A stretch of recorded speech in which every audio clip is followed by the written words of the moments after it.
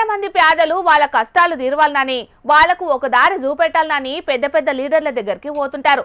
దినం అట్లా చాలా మంది వస్తుంటారు కాబట్టి వాళ్లకు సర్కార్ తరపున వీలైనంత సాయం అందేటట్టు చేస్తారు నాయకులు.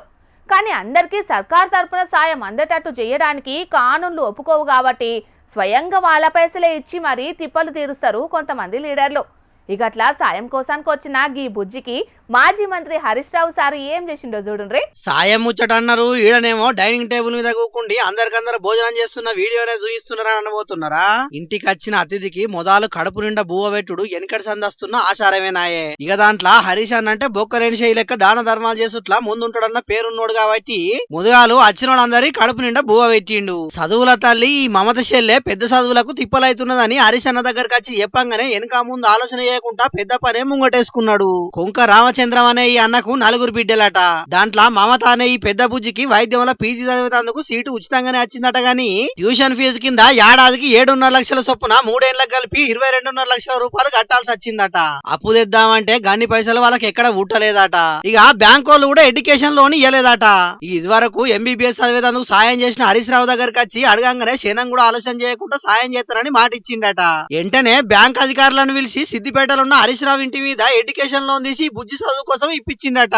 ఇక అట్లనే హాస్టల్ ఫీజు కోసానికి 1 లక్ష రూపాయలు కూడా చేతిలో పెట్టిండట. అంతేనా చెల్లె? నా పేరు కొంక మమత, మాది సిద్దిపేట. నాకు ఎస్విఎస్ మెడికల్ కాలేజ్లో మహబూబ్ నగర్లో ఎంఎస్ ఆఫ్థాల్మాలజీ సీట్ వచ్చింది. దానికి సంవత్సరానికి 7.5 లక్షలు చొప్పున 3 సంవత్సరాలకి 22.5 లక్షలు అవుతుంది. ఇక అంత ఎలా కట్టగలము అని చెప్పేసి టెన్షన్ పడుతూ హరీష్ రావు సార్ దగ్గరికి వెళ్ళాము. హరీష్ రావు సార్ గారు అన్నారు, లోన్ తీసుకోపోయారా అన్నప్పుడు ఇంటిపైన ఆల్రెడీ లోన్ ఉంది సార్ అని చెప్పగానే సార్ వాళ్ళ సొంత ప్రాపర్టీ అయిన వాళ్ళ ఇంటిపైనే మాకు లోన్ తీసి ఇచ్చారు.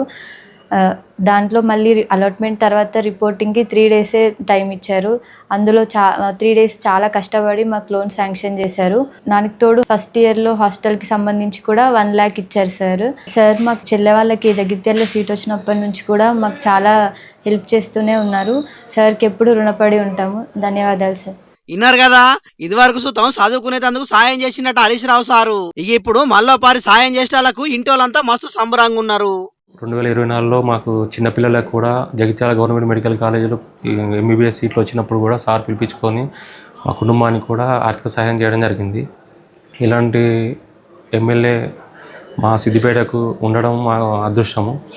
ఇంతమందిలో కూడా ఇన్ని లక్షల మందిలో సార్ మమ్మల్ని గుర్తించి అసలు మమ్మల్ని పిలిపించుకొని మాకు ఇలా సాయం చేయడము ఏ జన్మలో చేసుకున్న పుణ్యమో. దేవుడు అనే అతను ఏదో ఒక రూపంలో వస్తాడు అంటారు. దేవుడు హరీష్ రావు రూపంలో వచ్చి మాకు సహాయం చేసిండు.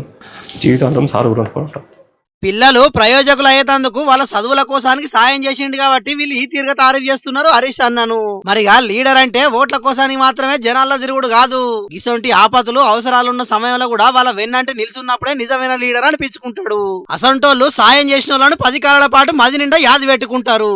మరిగా కడవ లీడర్ కూడా గిట్లనే పేదలకు సాయం చేస్తుట్లా ముందు ఉండాలని మన జోర్దార్ తరఫున కూడా కోరుకుంటున్నాం.